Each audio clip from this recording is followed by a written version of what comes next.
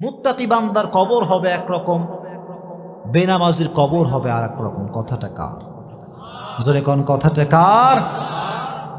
বেনামাজি যখন কবর করা হবে, বেনামাজির কবরে দুইজন ফেরেশতা আসবে, এসে বলবে মার রব্বুক, তোমার প্রভুকে। বেনামাজি বলবে প্রভু?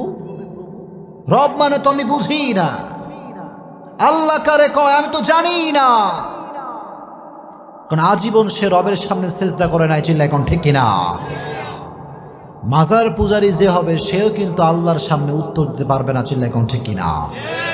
মাজার পূজারী আসনা নাই? মাজারের সামনে সেজদা এরকম লোক আসনা নাই? উত্তর করতে পারবে না। প্রথম প্রশ্ন বেঁধে যাবে।